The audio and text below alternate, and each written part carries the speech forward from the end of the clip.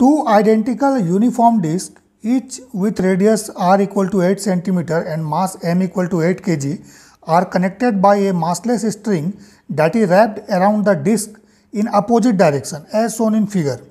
One disc is mounted on a stationary frictionless bearing. So ये देखिए, ये जो डिस्क है ये माउंटेड है फ्रिक्शनलेस बियरिंग में, फिक्स है ये, ठीक है. So that it can rotate freely about its axis, ये अपने एक्सिस के अबाउट, इस एक्सिस के अबाउट फ्रीली रोटेट कर सकता है. The other disc is initially held at the same height as the captive disc. ठीक है. सो ये डिस्क जो है इनिशियली क्या होता है, इस सेम हाइट पे रहता है, मीन्स इसका सेंटर सेम लेवल पे रहता है.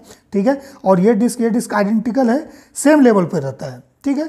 देन सेम लेवल से इस डिस्क को रिलीज किया जाता है and then release to fall. During the fall the string unwinds from both the disc. ठीक है. जब ये फॉल होता है ये डिस्क, सो स्ट्रिंग क्या होता है, इससे भी अनविंड होता है और इससे भी अनविंड होता है.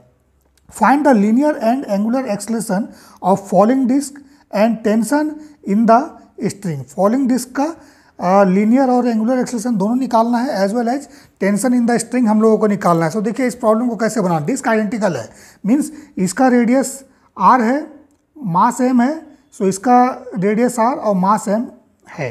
ठीक है. क्लियर है. सो अभी देखिए ये डिस्क कैसे रोटेट करेगा, इसका इस तरह से होगा, अनविंड हो रहा है तो इस तरह से रोटेट होगा ये. सो इसका मतलब इसका रोटेशन इज क्लॉकवाइज. इसका रोटेशन क्या होगा, टेंशन है, टेंशन क्या करेगा, r क्रॉस f, इसमें क्लॉकवाइज लगेगा. सो ये भी क्लॉकवाइज रोटेशन होगा.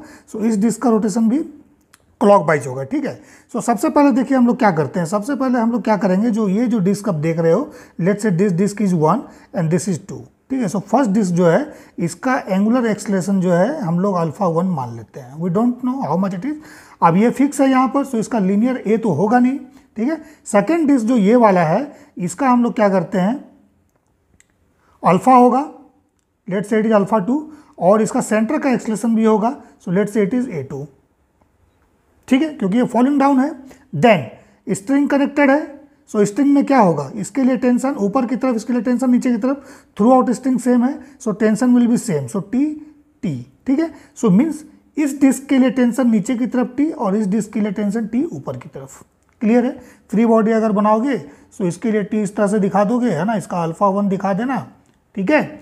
देन फिर इस डिस्क का क्या करोगे, टेंशन इधर की तरफ टी दिखा देना है, a2 नीचे दिखा देना है. ठीक है. और एक्सेलरेशन a2. देन इसका फोर्स भी नीचे की तरफ, सेल्फ वेट है. सो mg, यहाँ देखिए कैपिटल m है, हम स्मॉल m लिए हैं एनीवे. ठीक है. सो mg कैपिटल ही कर देते हैं, इसको mg लेके चलेंगे, डाउनवर्ड mg वेट. ठीक है. Then angular acceleration alpha 1, sorry alpha 2. अब सबसे पहले चेक करना है अल्फा 1 अल्फा 2 के बारे में. सो देखो ये डिस्क है, इसका टॉर्क लीजिए. इसका टॉर्क जब आप लोगे इसके about the axis of rotation, तो डिस्क का क्या होता है, torque equal to tau equal to I alpha, है ना. So tau equal to I alpha. Correct है. सो देखो डिस्क 1 के लिए फॉर, यहाँ लिखता हूँ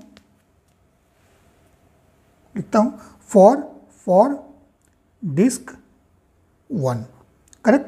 सो देखो इसका टॉर्क लेना है सेंटर के अबाउट, तो tau equal to I alpha होगा. सो टॉर्क के लिए क्या चाहिए, देखो ये फोर्स लग रहा है एफ टी. सो टी पर रेडियस वेक्टर कितना होगा, this is the distance vector from this axis of rotation to this force. Okay.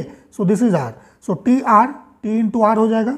ठीक है. 90 डिग्री एंगल है, so sine 90 degree is 1. So T R equal to I alpha, है ना. So alpha 1 ले लेते हैं. So it is T R equal to I कितना हो जाएगा, डिस्क है, so half M R square into alpha 1. So alpha 1 का वैल्यू यहाँ पे क्या आ रहा है, अल्फा 1 का वैल्यू ये हम लोग निकालते हैं. अल्फा 1 कितना आ जाएगा, देखो आर यहाँ से कैंसिल हो जाएगा. So 2 into T by M R, ये होगा अल्फा 1. ठीक है. सिमिलरली देखो फॉर डिस्क 2 हम लोग निकालते हैं, फॉर डिस्क 2. ठीक है. सेम इसके लिए टॉर्क क्या हो जाएगा, देखो सेंटर के अबाउट लेना है. सो ये जो mg है वेट, सेल्फ वेट, ये सेंटर से पास कर रहा है. सो इसका टॉर्क 0 हो जाएगा, सिर्फ टॉर्क टी का ही होगा. सो इसका again T R equal to I alpha 2. Okay. So देखो T R equal to I का value again half M R square होगा, सिमिलर डिस्क है, इंटू अल्फा 2. सो अल्फा 2 का वैल्यू देखो यहाँ से भी अगर हम लोग निकालेंगे ना तो 2t बाई एम आर ही आएगा. ठीक है. सो कहने का मतलब जो है दोनों का एंगुलर एक्सेलरेशन अल्फा जो है वो सेम होगा. So alpha 1 equal to alpha 2, पहला बात. सो इसका मतलब एंगुलर एक्सेलरेशन जो इस डिस्क का कैलकुलेट करोगे वही इस डिस्क का भी होगा. ठीक है, करेक्ट है। अब आ जाओ सेकेंड डिस्क के लिए हम लोग इक्वेशन ऑफ मोशन बनाते हैं। सो इक्वेशन ऑफ मोशन जब सेकेंड डिस्क का बनाओगे, सो एम जी डाउनवर्ड है, so M G minus T equal to M into A two होगा, ठीक है, एम इंटू ए टू। इसको इक्वेशन नंबर 1 लिख देते हैं, ठीक है। अब देखो ये नीचे की तरफ आ रहा है ना, सो यहाँ पर देखो इस डायग्राम में ध्यान से देखोगे, इन दिस डायग्राम इसका ए टू एक्सलेशन नीचे की तरफ है। सो इस पॉइंट ऑफ कॉन्टेक्ट को देखिए जहाँ थ्रेड जो है इस डिस्क को टच कर रहा है ना, सो इसका लीनियर एक्सलेशन नीचे की तरफ ए2 होगा। देन अल्फा 2 इसका एंगुलर एक्सलेशन है, सो अल्फा 2 आर ऊपर की तरफ हो जाएगा, है ना। अब ये जो पॉइंट आप देख रहे हो, दिस पॉइंट, इसका नीचे आने का टेंडेंसी, इसका नीचे आने का एक्सलेशन कितना होगा? अगर इस पॉइंट का लीनियर एक्सलेशन निकालोगे सो अल्फा 1 इंटू आर होगा, है ना। सो नीचे की तरफ अल्फा 1 इंटू आर, है ना, इसका अल्फा 1 इंटू आर, ठीक है। इसका क्या हम लोगों ने निकाला? अल्फा 2 आर ऊपर, है ना, और नीचे की तरफ हम लोगों ने निकाला A2, ठीक है। सो ये स्ट्रिंग इस पॉइंट से जितना नीचे आएगा, जितना अनरैप होगा, उतना ही ये पॉइंट नीचे की तरफ जाएगा। इस पॉइंट का मोशन नीचे की तरफ होगा। इसका मतलब इसका जितना एक्सेलेरेशन नीचे की तरफ होगा, उतना ही ओवरऑल एक्सेलेरेशन इसका नीचे की तरफ होना चाहिए, ठीक है। सो इसका मतलब इसका जो एक्सेलेरेशन है इस पॉइंट का डिस्क 2 के लिए नीचे की तरफ कितना होगा? A2 माइनस अल्फा 2 आर, ये उतना ही होना चाहिए जितना अल्फा 1 आर है। इसका मतलब A2 minus alpha 1 R is equal, sorry, alpha 2 R equal to alpha 1 R होना चाहिए, ठीक है। सो एक्सेलेरेशन का रिलेशन कितना आ जाएगा हमारे पास? A2 minus alpha 2 R equal to alpha 1 R, ये रिलेशन 2 हो गया। अब देखो अल्फा 1 और अल्फा 2 जो है दोनों बराबर हम लोगों ने प्रूव कर दिया है। सो A2 का वैल्यू कितना हो जाएगा? Alpha 1 R plus alpha 2 R. So इसको हम लोग बोल सकते हैं डायरेक्टली 2 अल्फा आर, ठीक है, 2 अल्फा आर, ओके। अब हम लोग आते हैं इक्वेशन को सॉल्व करते हैं, ठीक है। इसको तो सॉल्व करने के लिए हम लोग क्या करेंगे? सो सबसे पहले टेंशन निकालना था, ठीक है। सो एम जी, ठीक है, सो इससे चलिए, है ना। सो एम जी लिखिए, देन हमें निकालना क्या है? हमें टेंशन निकालना है। सो टेंशन निकालोगे, ठीक है, टेंशन ही निकाल देते हैं। So M G minus M A2 हो जाएगा इक्वल टू टी हो गया, ठीक है, ठीक है। सो अभी देखो, अभी इसमें टेंशन निकालने के लिए हमको क्या करना पड़ेगा? Tension equal to M G, M common ले लीजिए, एम जी माइनस A2, ये टेंशन है। सो A2 का वैल्यू कहाँ से पुट करेंगे? देख लीजिए यहाँ पर 2 अल्फा आर है और अल्फा जो है हम लोग इसमें किसी से पुट कर सकते हैं, ठीक है।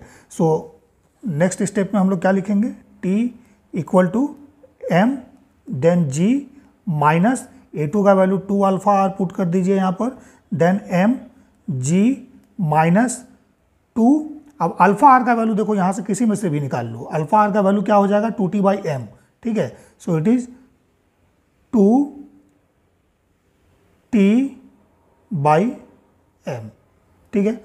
ऑलरेडी 2 पहले से था, अल्फा आर का वैल्यू हम लोगों ने यहाँ से निकाला, 2T बाई एम हम लोगों ने पुट कर दिया, ठीक है। सो देखो ये क्या हो जा रहा है? एम जी माइनस 4T हो जाएगा, एम जी माइनस, इसको अंदर ले जाओगे एम कैंसिल हो जाएगा, ये 4T हो जाएगा। सो T इक्वल टू दिस, सो इसका मतलब 5T जो हो रहा है दिस इज एम जी, है ना। सो T का वैल्यू क्या हो जाएगा? T का वैल्यू होगा एम जी बाई 5। अब मास देखो 8 kg दिया है, जी का वैल्यू 9.8 ले लीजिए, डिवाइड बाई 5 कर दीजिए, ठीक है, ठीक है। सो इसको जब हम लोग सॉल्व करेंगे, सो टेंशन का जो वैल्यू हमारे पास आएगा दिस इज 15.68 न्यूटन, ठीक है, न्यूटन। ये मैंने कैलकुलेट किया हुआ है, सो डायरेक्टली लिख देते हैं 15.68 न्यूटन। ये टी का वैल्यू आ गया, मीन्स टेंशन जो इस थ्रेड में होगा ना वो 15.68 न्यूटन होगा। अब टेंशन जब निकल गया, सो हम लोगों को एंगुलर एक्सेलरेशन निकालना है, सो दोनों का सेम ही होगा। So alpha 1 equal to alpha 2, है ना, अल्फा 1 इक्वल टू अल्फा 2 कर दीजिए। सो अल्फा 1 अल्फा 2 का वैल्यू कितना हो रहा है? 2T बाई एम आर, ठीक है। सो 2 इंटू टेंशन का वैल्यू 15.68 डिवाइड बाई एम की वैल्यू कितनी है? 8 kg है, और रेडियस हमारे पास कितना दिया है? 8 सेंटीमीटर एक गिवन है, ठीक है, रेडियस इज 8 सेंटीमीटर, ठीक है। सो 8 सेंटीमीटर है, इसको डिवाइड कीजिएगा 100 से, तो 100 से ऊपर मल्टीप्लाई कर दूँ, है ना। सो इसको कैलकुलेट कर लेना है। ओके, सो इसको कैलकुलेट कीजिएगा। जब कैलकुलेट कीजिएगा इसको, सो ये आ जाएगा आपके पास 49। अब इसका यूनिट क्या होगा, रेडियन पर सेकेंड स्क्वायर। ठीक है, सो ये अल्फा का वैल्यू आ जाएगा। अब अल्फा निकल गया, अगर मान लीजिए आपको बोल दिया नहीं अब लीनियर एक्सेलरेशन बताइए, सो लीनियर एक्सेलरेशन क्या हो जाएगा, A equal to alpha R. ठीक है, देखिए यहाँ पर A two equal to alpha two R होना चाहिए इस पॉइंट का नो स्लिपिंग के लिए। सो अल्फा आर का वैल्यू कितना हो जाएगा, अल्फा 49 इंटू रेडियस का वैल्यू आर 8 सेंटीमीटर है, डिवाइड बाय 100 कर दीजिए। ठीक है,